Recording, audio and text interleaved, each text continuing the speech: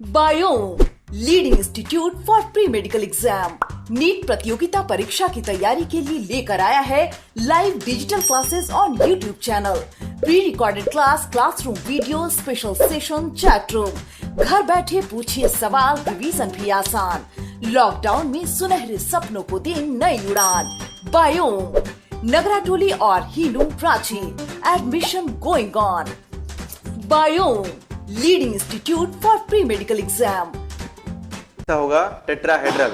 अब क्वेश्चन ये है कि WFL के केस में टेट्राहेड्रल क्यों होगा, SFL के केस में टेट्राहेड्रल क्यों नहीं होगा। ठीक, तो उसके लिए थोड़ा वेट करें, अभी आपको रीजन समझ में आ जाएगा कि WFL के केस में ही टेट्राहेड्रल स्प्लिटिंग क्यों होता है।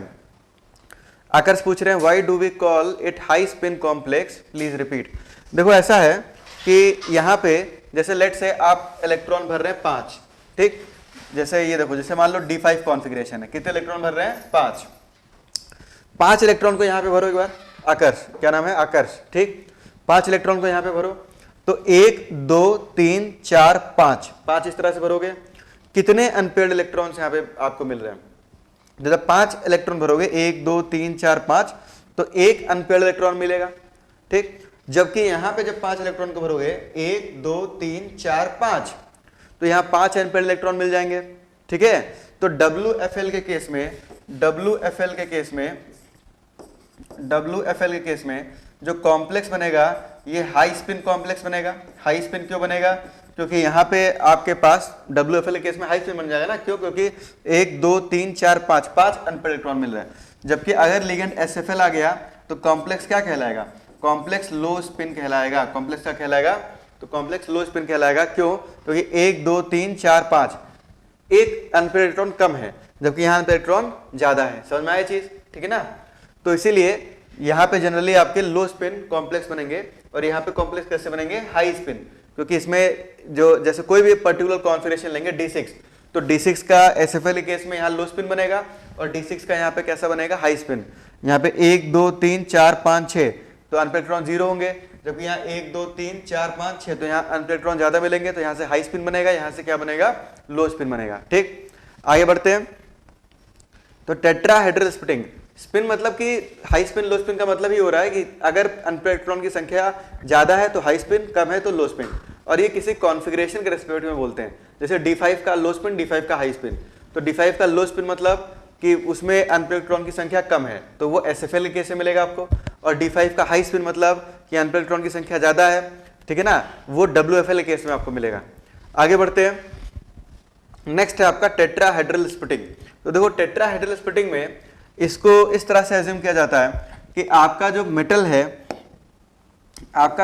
वो यहाँ पे है, ठीक, बिल्कुल बीचों बीच में एक क्यूब है, इस क्यूब के बिल्कुल बीचों बीच में मेटल है, और यहाँ पे आपके पास 4 लिगेंड है, 1 2 3 और 4। तो इस तरह से आपके पास 4 लिगेंड्स है, और ये चारों लिगेंड्स मेटल की तरफ अप्रोच कर रहे हैं और टेट्राहेड्रल ज्योमेट्री बना रहे हैं। ये क्या बना रहे हैं, टेट्राहेड्रल ज्योमेट्री यहाँ पे बना रहे हैं। अब ये बताओ कि यहाँ पे जो लिगेंड्स हैं ये मेटल के टुवर्ड एक्सियली अप्रोच कर रहे हैं या नॉन एक्सियली। तो क्लियरली दिख रहा है कि ये आपका एक्स एक्सिस है, ये आपका जेड एक्सिस है बिल्कुल वर्टिकल, और ये आपका वाई एक्सिस है। तो यहाँ पे बिल्कुल क्लियरली दिख रहा है कि जो लिगेंड्स हैं वो एक्सिस के अलोंग अप्रोच नहीं कर रहे हैं। यहाँ पे लिख देता हूं मैं कि ligands are approaching non axially. Ligands approach non axially. Non axially ligands metal के टुवर्ड क्या कर रहे हैं, अप्रोच कर रहे हैं। तो यहाँ पे कहानी बिल्कुल उल्टी हो जाएगी कि T2G और EG में T2G पे रिपल्शन बढ़ जाएगा। कैसे, देखो ध्यान से देखना। यहाँ पे आपके पास पहले जो 5 ऑर्बिटल्स थे, इन 5 की एनर्जी सेम थी। इन 5 की एनर्जी क्या थी, सेम थी। जब कॉम्प्लेक्स नहीं बना था, लिगेंड्स इनफाइनाइट डिस्टेंस जब दूर थे, तो मेटल के 5 D ऑर्बिटल्स की एनर्जी क्या थी, सेम थी। आपके पास यहाँ पे ऑर्बिटल कौन कौन से हैं, DXY, DYZ, DZX, DX² - Y² और DZ²। मेटल के 5 D ऑर्बिटल की एनर्जी क्या थी, सेम थी। जब लिगेंड मेटल की तरफ अप्रोच करना शुरू किए, ठीक, तो जब लिगेंड अभी भी जब दूर दूर है और अप्रोच करना जब शुरू कर रहे हैं, तो मेटल के 5 ऑर्बिटल पे रिपल्शन लगाएंगे, ठीक। और जब दूर दूर होंगे तो रिपल्सन लगभग बराबर ही होगा। तो इन पांचों की जो एनर्जी होगी वो बढ़ जाएगी। तो यहाँ पे इन पांचों की जो एनर्जी है वो बढ़ जाएगी। तो इस तरह से आपके पास यहाँ पे dxy, dyz, dzx, dx square minus Y square और dz स्क्वायर, इन पांचों की एनर्जी बढ़ जाएगी। अब इसमें हाँ D3 के केस में हाई स्पिन लो स्पिन डिफाइन नहीं है, जैसे D1, D2, D3, ठीक ना, सही चीज आप ऑब्जर्व कर रहे हैं आकर कि जैसे D1, D2, D3 इसके लिए लो स्पिन हाई स्पिन डिफाइन नहीं होगा क्योंकि यहाँ और यहाँ दोनों सेम मिलेगा। इसी तरह से D8, D9, D10 इनके लिए भी लो स्पिन हाई स्पिन डिफाइन नहीं होगा। क्यों? क्योंकि अगर कॉन्फ़िगरेशन आपका D8 है, ठीक ना, अब आपने बोला है तो बता देता हूँ, सही चीज आपने यहाँ पे ऑब्जर्व किया है। अगर कॉन्फ़िगरेशन D8, D9 या D10 है, ठीक है, तो आप D8 को चाहे SFL के केस में फिल करें, चाहे WFL के केस में फिल करें।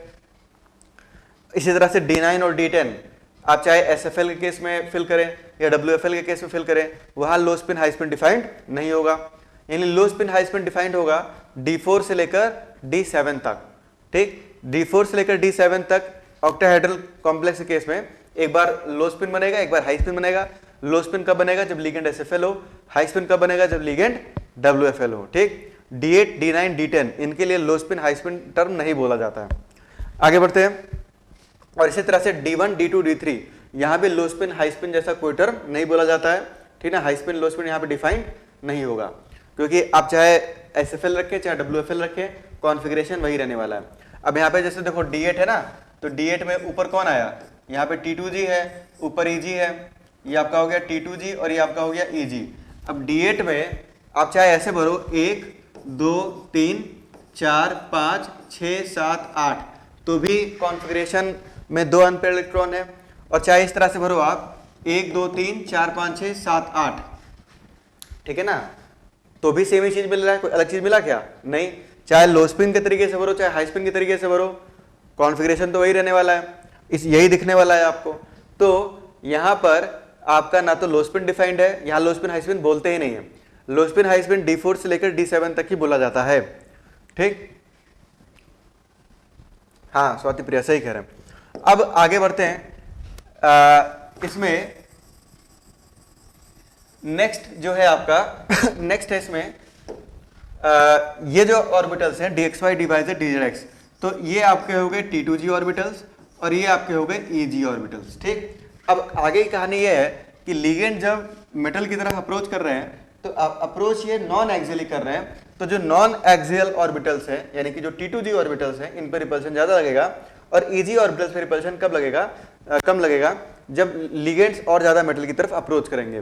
तो होता क्या है कि T2G की एनर्जी बढ़ जाती है, तो यहाँ पे जो T2G ऑर्बिटल्स हैं आपके dxy, dyz और dzx, इनकी एनर्जी बढ़ जाएगी क्योंकि इन पे जो रिपल्शन है वो इंक्रीज करेगा और यहाँ पे जो रिपल्शन है वो डिक्रीज करेगा किस पे?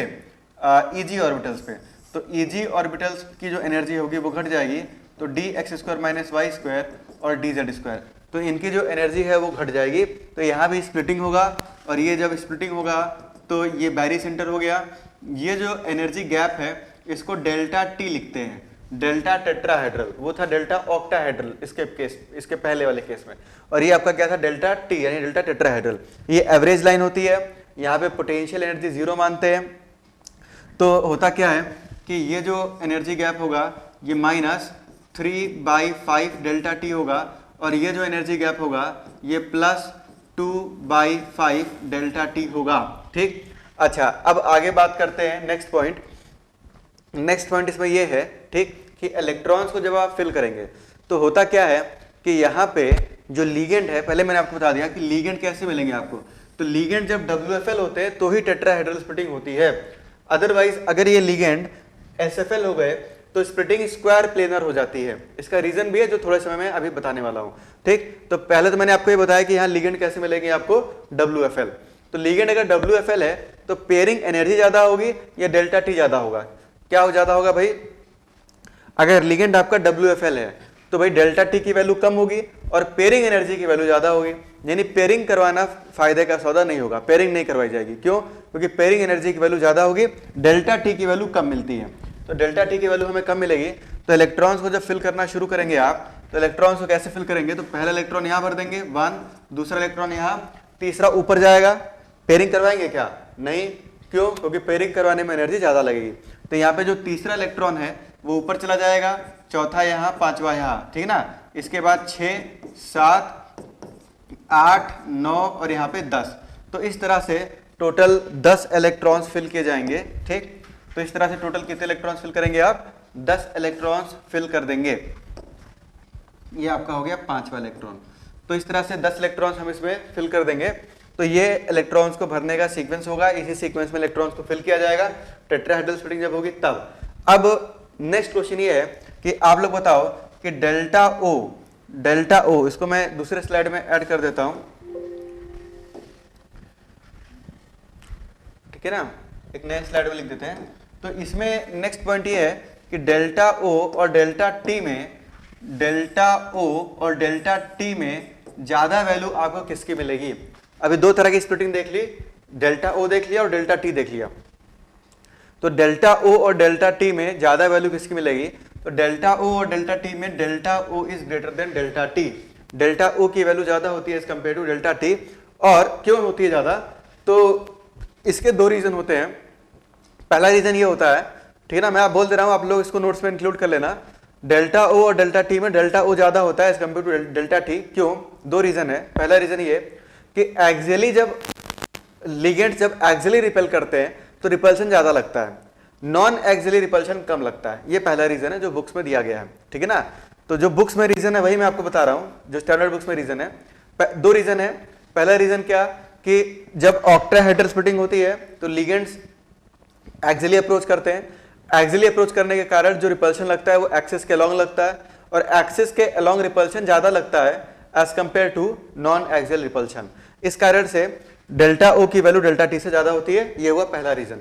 दूसरा रीजन है, और जो इंपॉर्टेंट रीजन है यानी मेजर रीजन है, वो ये है कि ऑक्टाहेड्रल स्प्लिटिंग में ये बताओ कितने लिगेंड रिपल्शन शो कर रहे थे?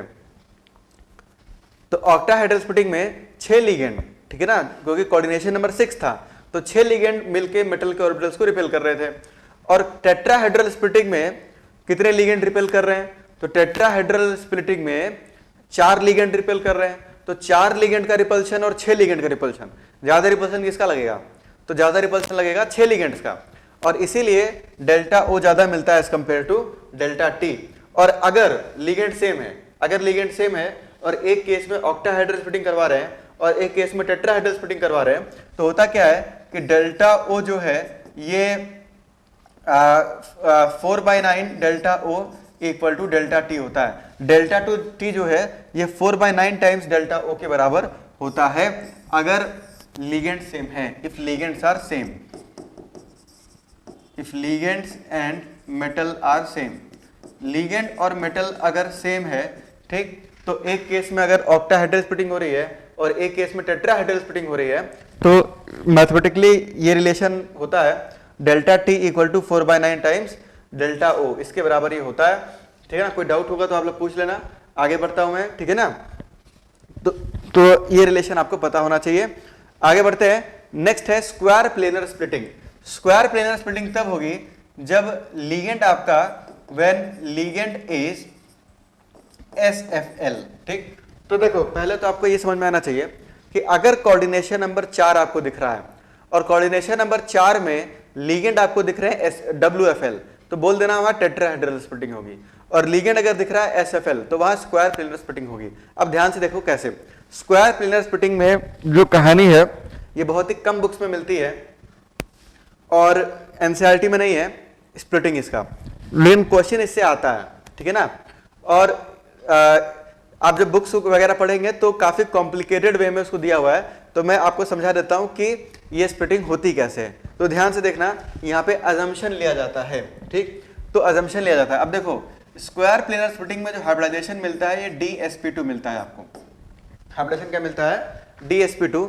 इसमें जो ऑर्बिटल्स इन्वॉल्व है ये dx² - y² plus s plus px plus py, ठीक, dx² - y² plus s plus px plus py।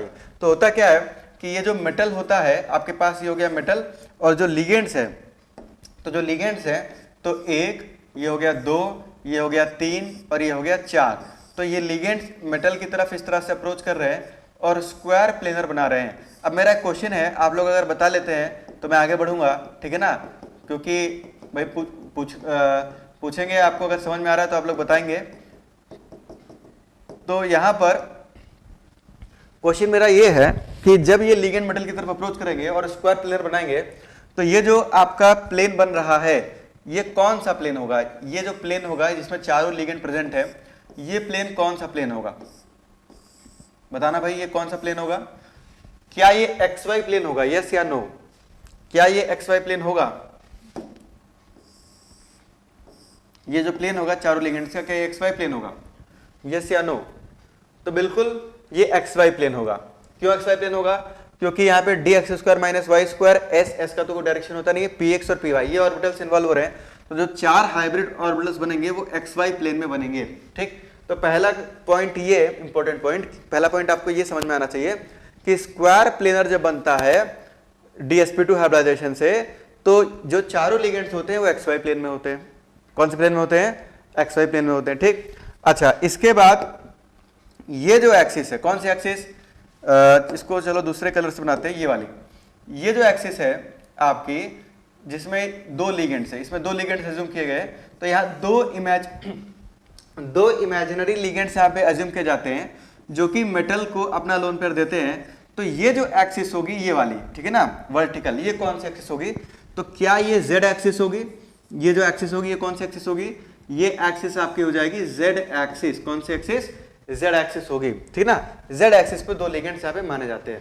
तो देखो नेक्स्ट पॉइंट क्या है? नेक्स्ट पॉइंट ये है, स्क्वायर प्लेनर स्प्लिटिंग को समझने के लिए सबसे पहले कोऑर्डिनेशन नंबर 6 माना जाता है। वैसे कोऑर्डिनेशन नंबर कितना है? 4। कोऑर्डिनेशन नंबर 4 है, लेकिन शुरू में ये मानते हैं कि अभी कोऑर्डिनेशन नंबर 6 है, ठीक ना। तो कोऑर्डिनेशन नंबर क्या है? 6। तो पहले कोऑर्डिनेशन नंबर 6 यानी ऑक्टाहेड्रल स्प्लिटिंग करवाई जाती है। तो ऑक्टाहेड्रल स्प्लिटिंग करवाई जाती है। अब अगर मैं इन 2 इमेजिनरी लिगेंड्स को, ये जो 2 इमेजिनरी लिगेंड्स हैं, इनको अगर मैं जेड एक्सिस से हटा दूं, इनफाइनाइट डिस्टेंस दूर कर दूं, या इनको खींच के अलग कर दूं, निकाल दूं, तो आपका स्क्वायर प्लेनर यहां पे बन जाएगा। तो 2 इमेजिनरी लिगेंड यहां पे माने जाते हैं। अब देखो सीधा ही बायनरी सेंटर से शुरू करेंगे। तो पहले आप लोग मुझे ये बताएं, ट्रू या फॉल्स या यस या नो, आपको जो लगता है बताएं, कि जब हमने शुरू किया तो डायरेक्ट स्क्वायर प्लेनर से शुरू किया या पहले एक ऑक्टाहेड्रल बनाया?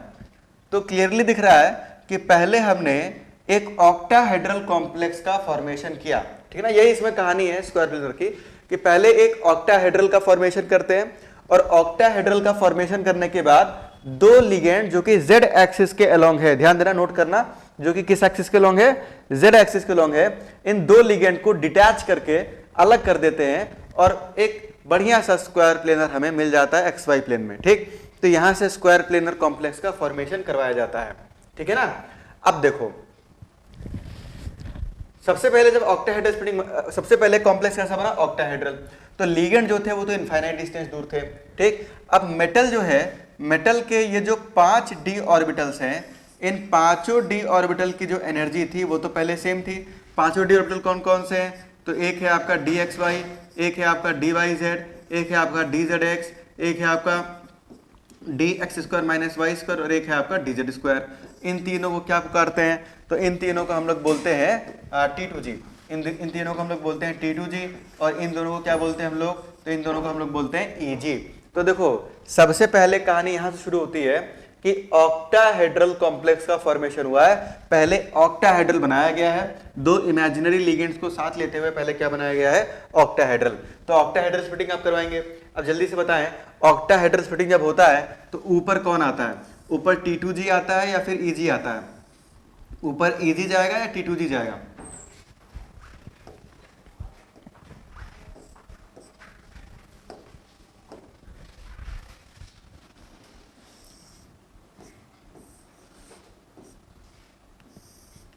तो ऊपर कौन जाता है? ऊपर जाता है EG, ठीक ना। ऊपर कौन से ऑर्बिटल्स हैं आपके? EG ऑर्बिटल्स हैं। और EG में यहाँ पे आपका ये हो गया D X square minus Y square, और ये आपका हो गया डी जेड स्क्वायर, और ये आपका हो गया डी एक्स वाई, ये आपका हो गया डी वाई जेड, और ये आपका हो गया डी जेड एक्स, और ये यहाँ पे बैरी सेंटर है, ठीक है। तो इस तरह से स्प्लिटिंग होती है। अब देखो ध्यान से, अब क्या किया हमने, पहले तो ऑक्टाहेड्रल स्प्लिटिंग करवा दी। अब क्या करते हैं कि ये जो दो लिगेंड्स हैं जो कि जेड एक्सिस के अलोंग है, इन दो लिगेंड को यहां से हम लोग तोड़ देते हैं, डिटैच कर देते हैं, अलग कर देते हैं, या यूं बोले, थोड़ा सही से बोले कि इन दो लिगेंड्स को इनफाइनाइट डिस्टेंस दूर कर देते हैं मेटल से, ठीक। तो इससे हुआ क्या कि देखो, जब ये दो लिगेंड्स मेटल से दूर जाएंगे तो कौन से एक्सिस के अलोंग जा रहे हैं, ये जेड एक्सिस के अलोंग दूर जा रहे हैं, ठीक। तो वे ऑर्बिटल्स जो जेड एक्सिस के अलोंग हैं या जेड एक्सिस के तरफ जो इंक्लाइंड है, उन पे रिपल्शन बढ़ेगा कि घटेगा, आपको क्या लगता है? ये सब छोटे छोटे क्वेश्चंस हैं, आप लोग को बताना चाहिए ये सब, ठीक है। कि अगर ये जो दो लिगेंड्स थे जो कि मेटल से पहले जुड़े हुए थे, अगर ये दो लिगेंड्स मेटल से दूर चले जाते हैं तो मेटल के जो ऑर्बिटल्स हैं, मेटल के जो ऑर्बिटल्स हैं, उनमें वे ऑर्बिटल जो जेड एक्सिस के अलोंग है, जैसे फॉर एग्जांपल डीजेड स्क्वायर, तो ये जो डीजेड स्क्वायर है, इसमें जो ऑर्बिटल है ये जेड एक्सिस के अलोंग है, लोब जो है जेड एक्सिस अलोंग है, इस पे रिपल्शन बढ़ेगा कि घट जाएगा? तो इस पे जो रिपल्शन है, नहीं इंक्रीज नहीं, आकाश गलत बता रहे हैं, इस पे जो पंकज शर्मा सही बता रहे हैं, इसमें जो डीजेड स्क्वायर होगा इस पे रिपल्शन कम हो जाएगा ना, क्योंकि मेटल लिगेंड तो दूर चला गया, तो लिगेंड जब जेड एक्सिस के अलोंग दूर चला जाएगा तो डीजेड स्क्वायर पे रिपल्शन कम हो जाएगा, पहली चीज। तो पहला चीज ये है कि जो ऑर्बिटल जेड एक्सिस के अलोंग है उन पे रिपल्शन घटेगा, क्योंकि लिगेंड जो है वो जेड एक्सिस के अलोंग दूर जा रहा है, ठीक। दूसरी चीज क्या होती है, दूसरी चीज ये होती है कि जब ये लिगेंड मेटल से दूर जाता है तो बाकी के ये जो चार लिगेंड्स हैं ये मेटल की तरफ और ज्यादा अप्रोच करने लगते हैं, क्योंकि इनको जगह मिल जाती है।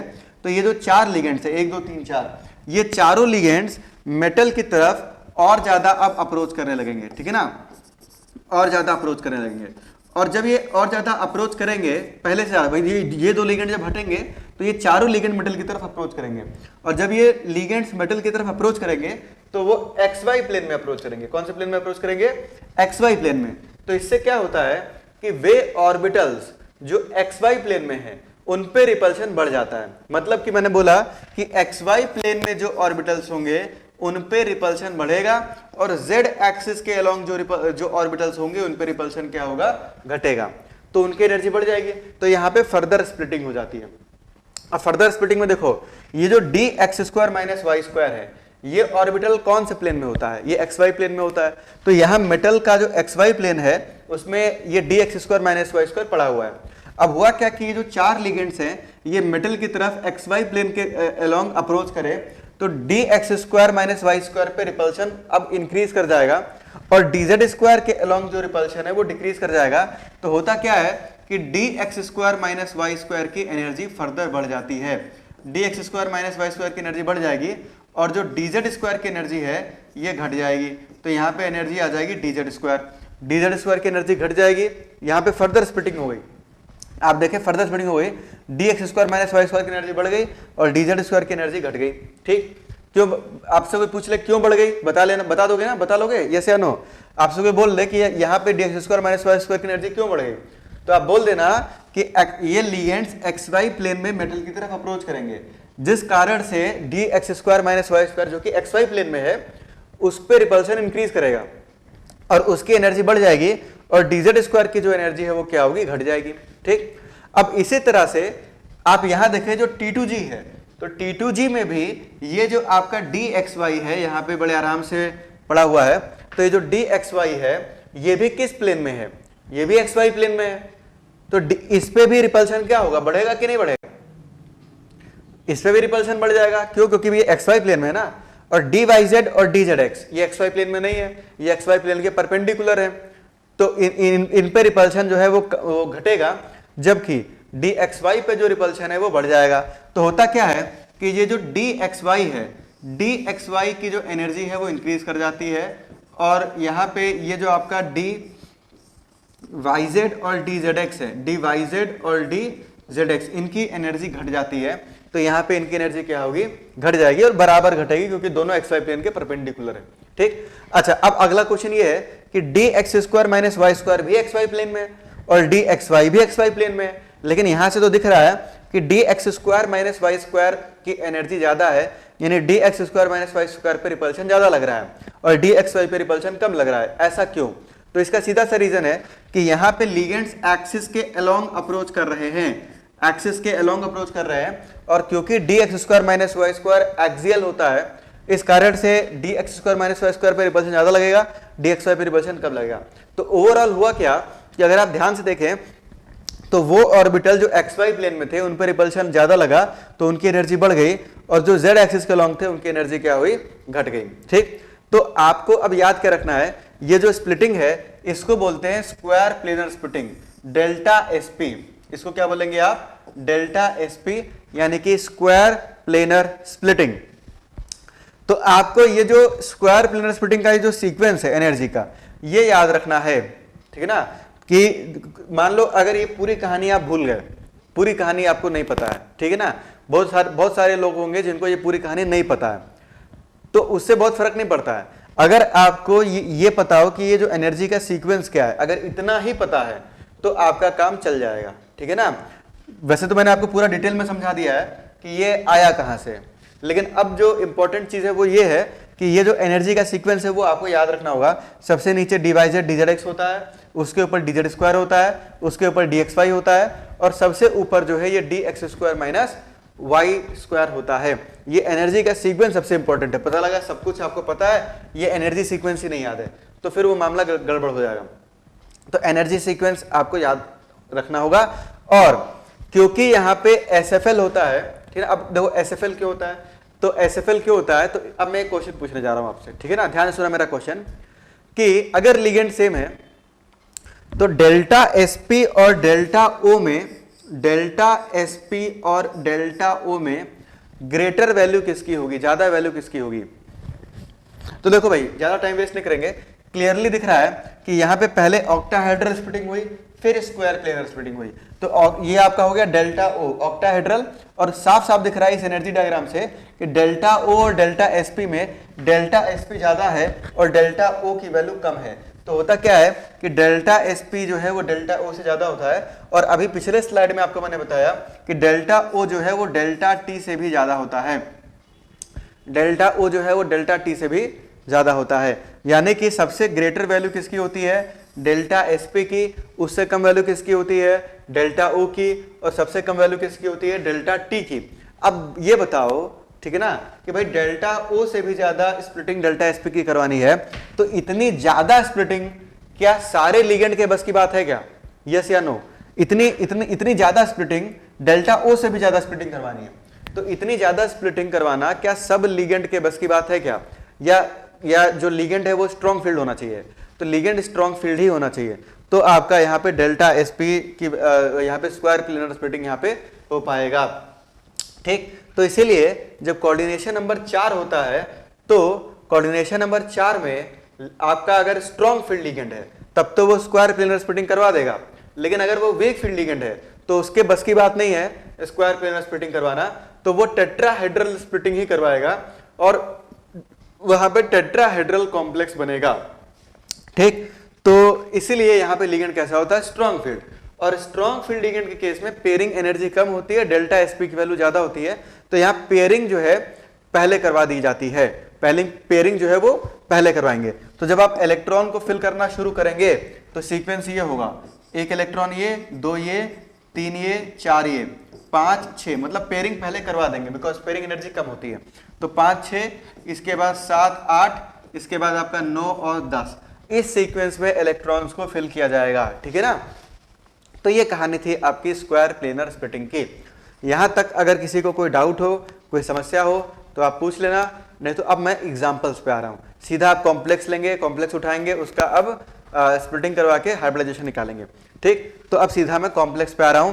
तो यहां पे एग्जाम्पल शुरू करते हैं, K4FeCN6 और K4FeF6। ठीक, इन दोनों का हमें हाइब्रिडाइजेशन निकालना है। तो देखो यहां पे जो Fe है वो आपका 2+ में है, और यहां पे जो Fe है आपका वो 2+ में है, 2+ ऑक्सीडेशन स्टेट में। सबसे पहले मैंने लिगेंड देखा, यहां पे जो लिगेंड है आपका, तो लिगेंड आपका है Cn-, तो लिगेंड Cn- है, तो ये जो है आपका स्ट्रॉन्ग फील्ड लिगेंड है, साइनाइड स्ट्रॉन्ग फील्ड लिगेंड है, कोऑर्डिनेशन नंबर यहाँ पे 6 है, और कोऑर्डिनेशन नंबर क्योंकि 6 है तो स्प्लिटिंग जो है वो ऑक्टाहेड्रल स्प्लिटिंग होगी। स्प्लिटिंग कैसी होगी? ऑक्टाहेड्रल स्प्लिटिंग हमें करवानी है। अच्छा, Fe2+ दे रखा है मेटल। Fe2+ का जो कॉन्फ़िगरेशन होता है ये होता है आर्गन 3d6 4s0। तो यहाँ पे जब आप ऑक्टाहेड्रल स्प्लिटिंग करवाएंगे तो ये आपके 5 ऑर्बिटल्स हो गए इस तरह से, ठीक। ऊपर कौन आता है? तो ऊपर जाएगा आपका Eg, और नीचे कौन आएगा? तो नीचे आएगा T2G। तो ये आपका Eg हो गया और ये आपका T2G हो गया। इस सेंटर को हम लोग क्या बोलते हैं? इस सेंटर को हम लोग बैरी सेंटर बोलते हैं। ये कौन सा ऑर्बिटल था? ये आपका 3D ऑर्बिटल था। तो देखो याद करो, VBT में आप क्या करते थे? 3D में ही भर देते थे, ठीक। लेकिन यहाँ पे हमने क्या किया? 3D को 2 एनर्जी सेट में बांट दिया। अच्छा, 3D के बाद नेक्स्ट एनर्जी किसकी होगी? 4s, और 4s के बाद नेक्स्ट एनर्जी किसकी होगी? तो 4p। अब यहाँ पे अगर आप देखें तो 3d6 6 इलेक्ट्रॉन आपको भरना है। तो जब 6 इलेक्ट्रॉन आप भरेंगे तो 1 इलेक्ट्रॉन यहाँ भर दिया, 2 इलेक्ट्रॉन यहाँ भर दिया, 3 यहाँ भर दिया। चौथा वाला ऊपर जाएगा या नीचे आएगा? ऊपर या नीचे? तो चौथा वाला नीचे आ जाएगा। क्यों? क्योंकि लिगेंड आपका SFL है, तो delta not will be greater than pairing energy. Delta not की वैल्यू ज्यादा होगी, पेयरिंग एनर्जी की वैल्यू कम होगी, तो पेयरिंग करवा देंगे। तो यहाँ पे 4, 5 और 6 इलेक्ट्रॉन इस तरह से आपने भर दिए, D6 कॉन्फ़िगरेशन भर दिया। अब साइनाइड कितने हैं? 6 कोऑर्डिनेशन नंबर 6 है ना। तो एक साइनाइड जो है, एक साइनाइड Cn-, एक Cn- इसमें अपना लोन पेयर दे देगा, एक Cn- इसमें अपना लोन पेयर दे देगा 2, इसके बाद एक साइनाइड इसमें लोन पेयर दे देगा 3, 4, 5 और 6। तो यहाँ से ये जो ऑर्बिटल्स हैं, ये वाले, ये ऑर्बिटल्स आपस में मिक्स कर जाएंगे और ये हाइब्रिडाइज हो जाएंगे। ये क्या हो जाएंगे? हाइब्रिडाइज हो जाएंगे। सो यहाँ पे जो हाइब्रिडाइजेशन आपको मिलेगा, फर्स्ट पॉइंट, यहाँ पे जो हाइब्रिडाइजेशन मिलेगा ये मिलेगा आपको D2sp3। D2sp3, तो हाइब्रिडाइजेशन आपको D2sp3 मिल जाएगा। इसके बाद नेक्स्ट अगर हम बात करें ज्योमेट्री, तो ज्योमेट्री इसकी ऑक्टाहेड्रल होगी, ऑक्टाहेड्रल। अच्छा, इसके बाद इनर कॉम्प्लेक्स या आउटर कॉम्प्लेक्स, तो ये आपका हो गया इनर कॉम्प्लेक्स, इनर कॉम्प्लेक्स बनेगा, ठीक। तो ये आपका हो गया इनर कॉम्प्लेक्स। इसके बाद नेक्स्ट पॉइंट अगर हम बात करें तो अनपेयर्ड इलेक्ट्रॉन्स, अनपेयर्ड इलेक्ट्रॉन्स कितने हो गए? 0। तो पैरामैग्नेटिक होगा या डायामैग्नेटिक? तो ये आपका हो गया डायामैग्नेटिक। तो कॉम्प्लेक्स कैसा हो गया आपका? डायामैग्नेटिक, बिकॉज अनपेयर्ड इलेक्ट्रॉन 0 है। अच्छा, अब बात करते हैं उधर वाले की। तो उधर वाले की अगर आप बात करेंगे तो यहाँ पर आपका अगेन सबसे पहले देखा जाएगा लीगेंड। तो लीगेंड क्या है? F-। तो लीगेंड आपका हो गया F-। लीगेंड F- जो है ये WFL है, वीक फील्ड लीगेंड है। कोऑर्डिनेशन नंबर यहाँ पे कितना है? तो कोऑर्डिनेशन नंबर 6 है। कोऑर्डिनेशन नंबर अगर 6 है तो स्प्लिटिंग कैसी करवाएंगे? ऑक्टाहेड्रल। तो यहाँ पे ऑक्टाहेड्रल स्प्लिटिंग हो जाएगी, ठीक। Fe2+ का इलेक्ट्रॉनिक कॉन्फ़िगरेशन क्या होता है? इसका इलेक्ट्रॉनिक कॉन्फ़िगरेशन है argon 3d6 4s0। Octahedral splitting जब करवाई जाएगी तो आपके पास यहाँ पे ये 5 ऑर्बिटल्स हैं, ठीक। इस तरह से 5 ऑर्बिटल्स हैं, और ये स्प्लिट, जब ये स्प्लिट करेंगे तो ऊपर आएगा Eg और नीचे कौन आएगा? नीचे आएगा T2G। तो ये आ गया आपका T2G। इस सेंटर को क्या बोलते हैं? इस सेंटर को बोलते हैं बैरी सेंटर, ठीक। अच्छा, ये 3D ऑर्बिटल है, ये 3D सबशेल है। 3D के बाद नेक्स्ट एनर्जी किसकी होती है? 4s। 4s के बाद कौन आएगा? 4p। 4p के बाद कौन आएगा? तो 4p के बाद आएगा 4d।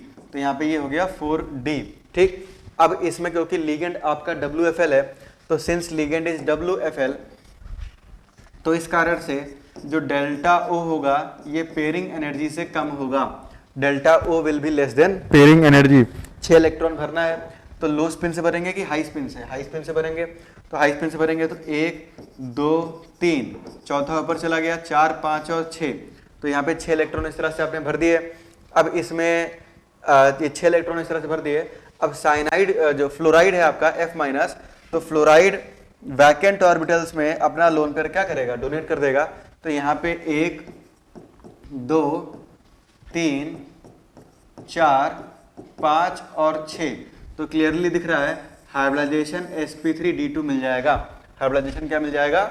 sp3d2। तो यहाँ पे जो हाइब्रिडाइजेशन है, फर्स्ट पॉइंट, यहाँ पे जो हाइब्रिडाइजेशन है तो हाइब्रिडाइजेशन आपको मिल जाएगा sp3d2।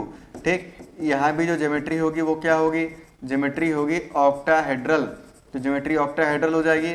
इसके बाद इनर कॉम्प्लेक्स या आउटर कॉम्प्लेक्स, तो ये बन गया आउटर कॉम्प्लेक्स। इसके बाद इसमें अनपेयर्ड इलेक्ट्रॉन्स कितने होंगे, तो अनपेयर्ड इलेक्ट्रॉन्स कितने हो जाएंगे, तो 1 2 3 4, 4 अनपेयर्ड इलेक्ट्रॉन्स हो जाएंगे। म्यूएस की वैल्यू क्या आएगी, √4 4 + 2 बोर मैग्नेटॉन, यानी कि √24 bm। पैरामैग्नेटिक कॉम्प्लेक्स है डायमैग्नेटिक, तो दिस कॉम्प्लेक्स इज पैरामैग्नेटिक, तो ये पैरामैग्नेटिक कॉम्प्लेक्स आपका हो जाएगा। ठीक, अच्छा अब देखो ये भी D6 कॉन्फ़िगरेशन है, ये भी D6 कॉन्फ़िगरेशन है, दोनों D6 कॉन्फ़िगरेशन है। डिफरेंस क्या है, यहाँ SFL है, यहाँ पे क्या है WFL। तो ये आपका स्ट्रॉन्ग फील्ड लिगेंड से या वीक फील्ड लिगेंड है, तो स्ट्रॉन्ग फील्ड लिगेंड है तो पेयरिंग हो गई। जब पेयरिंग हो गई तो यहाँ पे जो स्पिन है वो डिक्रीज कर गया, यहाँ पे स्पिन कम मिल रहा है, यहाँ पे स्पिन ज़्यादा मिल रहा है, तो इस कारण से यहाँ पे इस कॉम्प्लेक्स को लो स्पिन बोला जाएगा। ये D6 कॉन्फ़िगरेशन का लो स्पिन है, और ये D6 कॉन्फ़िगरेशन का कैसा स्पिन है, तो ये high spin, high spin complex. High spin को स्पिन फ्री कॉम्प्लेक्स भी बोलते हैं, तो ये आपका स्पिन फ्री कॉम्प्लेक्स। ठीक, तो हाई स्पिन कॉम्प्लेक्स हो जाएगा। आगे बढ़ते हैं नेक्स्ट एग्जांपल की तरफ। यहाँ कोई डाउट हो तो आप पूछ लेना, ठीक है। नेक्स्ट एग्जांपल है NiCN4 2- और NiCl4 2-। यहाँ पे हमें हाइब्रिडाइजेशन निकालना है। तो देखो सबसे पहले मेटल के ऊपर चार्ज देखा जाएगा, तो मेटल के ऊपर चार्ज अगर देखें तो यहाँ निकल 2+ में है, और यहाँ भी जो निकल है ये 2+ में है। अब यहाँ लीगेंड आपने किसको देखा, लीगेंड जो है ये आपका साइनाइड है, तो लीगेंड आपका साइनाइड है, और साइनाइड एक स्ट्रॉन्ग फील्ड लीगेंड होता है। साइनाइड कैसा लीगेंड है आपका, स्ट्रॉन्ग फील्ड लीगेंड है। कोऑर्डिनेशन नंबर कितना दे रखा है, कोऑर्डिनेशन नंबर 4 है, लीगेंड स्ट्रॉन्ग फील्ड है, तो यहाँ स्प्लिटिंग कौन सी करवाएंगे, स्क्वायर प्लेनर स्प्लिटिंग। तो यहाँ पे स्क्वायर प्लेनर स्प्लिटिंग हम करवाएंगे। मेटल क्या है, तो मेटल आपका Ni2+ है, इसका इलेक्ट्रॉनिक कॉन्फ़िगरेशन होता है आर्गन 3d84s0। अब यहाँ पे आपके पास 5 d ऑर्बिटल्स थे, तो इस तरह से आपके पास ये 5 3d ऑर्बिटल्स हो गए निकल के, और ये स्प्लिट कर जाएंगे। तो जब ये स्प्लिट करते हैं तो ऊपर कौन आता है, ऊपर आता है आपका dx² - y²। तो इसको मैं इरेज कर रहा हूँ, फिर से एक बार बना रहा हूँ इसको मैं। तो यहाँ पे आपके पास जब स्क्वायर प्लेनर स्प्लिटिंग होती है, तो यहाँ पे ये आपका 3d ऑर्बिटल है। स्क्वायर प्लेनर स्प्लिटिंग में सबसे ऊपर कौन आएगा, सबसे ऊपर आएगा dx² - y², उसके नीचे कौन आएगा dxy, उसके नीचे कौन आएगा dz², और सबसे नीचे कौन आएगा, सबसे नीचे आएगा आपका dxz और dyz। ठीक, अच्छा ये तो हो गया 3D की स्प्लिटिंग हो गई। यहाँ पे आपका 4s होगा, और यहाँ पे आपका होगा 4p, तो ये आपका 4s हो गया, ये आपका 4p हो गया। अरे फास्ट तरीका बताएंगे, पहले आप बेसिक तरीका समझे ना आकर्ष कुमार। मैं फास्ट तरीका भी बता सकता हूँ, जो कि अभी थोड़ी देर में बताऊंगा भी, लेकिन फास्ट तरीका बता दूंगा तो फिर बोलो तो ये फिर नहीं। अरे भाई पहले आप बेसिक समझे, बेसिक समझ लेंगे तो अपने आप फास्ट तरीका आप खुद भी बना लेंगे, और हम थोड़ी देर में देखने भी वाले हैं, ठीक है ना। तो फास्ट अप्रोच तो जब समझना होगा समझेंगे, लेकिन सबसे पहले जो बेसिक तरीका है वो समझें। तो यहाँ पे अगर हम देखें जो आपका 3d8 कॉन्फ़िगरेशन है, तो 3d8 में 8 इलेक्ट्रॉन हमें फिल करना है। तो 8 इलेक्ट्रॉन 1 2 3 4 5 6 7 8। अभी देखो थोड़े समय में की पॉइंट में आपको बताऊंगा, तो पहले लेकिन बेसिक भी समझ लें, फिर की पॉइंट में आपको मैं पूरा लिखवा दूंगा आकर्ष, ठीक है ना। पेशेंस लूज करने की जरूरत नहीं है, आपको मैं लिखवा दूंगा कि इस केस में आप सीधा आंसर बता सकते हैं। लेकिन पहले हम जो बेसिक चीजें हैं वो तो देख लें, कॉन्सेप्ट, ठीक है ना। तो यहाँ पे 8 इलेक्ट्रॉन भर दिया आपने, 1 2 3 4 5 6 7 8, 8 इस तरह से भर दिया। अब आपको क्या करना है, अब आपको यहाँ पे जो 4 साइनाइड है, ये 4 साइनाइड यहाँ पे क्या करेंगे, अपना जो लोन पेयर है ये वैकेंट ऑर्बिटल में डोनेट कर देंगे। तो यहाँ पे आपके पास साइनाइड 1, यहाँ पे आपके पास 2, यहाँ पे आपके पास 3 और 4, तो ये 4 जो है अपना लोन पेयर इस तरह से इसको डोनेट कर देंगे। तो हाइब्रिडाइजेशन आपको यहाँ पे DsP2 मिल जाएगा, ठीक है ना। हाइब्रिडेशन क्या मिल जाएगा, DsP2। तो पहले ये सब तरीका समझ लेते हैं, ठीक, फिर फास्ट की भी बात कर लेंगे। तो DsP2, तो DsP2 में यहाँ पे हाइब्रिडाइजेशन जो है, तो हाइब्रिडाइजेशन आपको मिल जाएगा DsP2। DsP2 की जो ज्योमेट्री होती है, इसकी ज्योमेट्री होती है स्क्वायर प्लेनर, इसकी ज्योमेट्री क्या होती है, स्क्वायर प्लेनर। इसके बाद ये जो कॉम्प्लेक्स है आपका, तो ये जो कॉम्प्लेक्स है ये इनर कॉम्प्लेक्स कहलाएगा कि आउटर कॉम्प्लेक्स। तो यहाँ पे जो डी है वो इनर शेल का डी पार्टिसिपेट कर रहा है, तो इस कॉम्प्लेक्स को इनर कॉम्प्लेक्स बोलते हैं। इस कॉम्प्लेक्स को हम लोग क्या बोलेंगे? Inner complex. ठीक, अच्छा इसके बाद यहाँ पे आपको दिख रहा है कि अनपेयर्ड इलेक्ट्रॉन्स जो हैं वो जीरो हैं, और अनपेयर्ड इलेक्ट्रॉन्स अगर जीरो है तो ये कॉम्प्लेक्स आपका हो जाएगा डायामैग्नेटिक। ये कॉम्प्लेक्स क्या हो जाएगा? डायामैग्नेटिक। हाई स्पिन या लो स्पिन, तो ये कॉम्प्लेक्स लो स्पिन होगा, स्पिन की वैल्यू कम हो रही है, जबकि वही टेट्राहेड्रल में स्पिन ज्यादा मिलेगा। ठीक है, अभी देख लेते हैं। तो टेट्राहेड्रल में आपको स्पिन जो है वो ज्यादा मिलेगा। तो कॉन्सेप्ट समझते चले, ठीक है ना। बेसिक्स जो फंडामेंटल्स हैं वो आपके क्लियर होने चाहिए। ठीक, तो यहाँ पे नेक्स्ट आते हैं लीगेंड्स। तो यहाँ पे आपका जो लीगेंड है, तो लीगेंड यहाँ पे कौन है? लीगेंड आपका Cl- है, और Cl- जो है ये वीक फील्ड लीगेंड है। कैसा लीगेंड है? वीक फील्ड लीगेंड है। तो अब पहले बात करते हैं कोऑर्डिनेशन नंबर। तो कोऑर्डिनेशन नंबर यहाँ पे 4 है, और कोऑर्डिनेशन नंबर अगर 4 है तो लीगेंड आप यहाँ पे स्प्लिटिंग कैसे करवाएंगे हम? तो स्प्लिटिंग करवाएंगे टेट्राहेड्रल। तो टेट्राहेड्रल स्प्लिटिंग करवाएंगे। अगेन निकल 2+ में है, तो इसका इलेक्ट्रॉनिक कॉन्फ़िगरेशन हो जाएगा आर्गन 3d8,4s0। ठीक, अब यहाँ पे टेट्राहेड्रल स्प्लिटिंग करवाएंगे, और टेट्राहेड्रल स्प्लिटिंग में T2G ऊपर होता है और Eg नीचे होता है। तो यहाँ पे आपके पास इस तरह से ये 5 d ऑर्बिटल्स हो जाएंगे। ऊपर आपका हो जाएगा T2G, ऊपर T2G हो गया, नीचे आपका हो गया Eg। ये 3d ऑर्बिटल है, ये आपका बेरी सेंटर है। यहाँ पे आपके पास 4s है, ये आपका 4p है। ठीक, तो ये आपका 4s हो गया, ये आपका 4p हो गया। अब इसमें 8 इलेक्ट्रॉन को फिल करना है। युक्ता कुछ पूछ रही है, sir diamagnetic complex low spin ही होगा क्या हमेशा? जरूरी नहीं है, कई बार जैसे D10 कॉन्फ़िगरेशन है, तो D10 कॉन्फ़िगरेशन तो डायमैग्नेटिक ही होंगे, लेकिन वहाँ लो स्पिन और हाई स्पिन जैसा कोई टर्म डिफाइंड है ही नहीं। ठीक है, और बहुत सारे लो स्पिन है, जैसे D5, तो D5 का जो लो स्पिन है वो पैरामैग्नेटिक है। तो ऐसा जरूरी नहीं है कि अगर कोई लो स्पिन है तो वो हमेशा डायमैग्नेटिक होगा, ऐसा कोई जरूरी नहीं है। ठीक है ना। अब इसमें 5 कितने इलेक्ट्रॉन भरने हैं? 8। तो यहाँ पे अगर आप 8 इलेक्ट्रॉन भरते हैं, तो 8 इलेक्ट्रॉन अगर आप भरते हैं तो 1 2 3 4 5 6 7 और 8 इलेक्ट्रॉन भर देंगे। 2 अनपेयर्ड इलेक्ट्रॉन जो है इसको यहाँ पे मिल जाएगा। ठीक है, और आपका जो लिगेंड है Cl-, तो एक इसमें लोन पेयर दे देगा, 2 3 और 4। तो हाइब्रिडाइजेशन क्या मिल जाएगा आपको? sp3 मिल जाएगा। ठीक है, तो हाइब्रिडाइजेशन आपको मिल जाएगा sp3।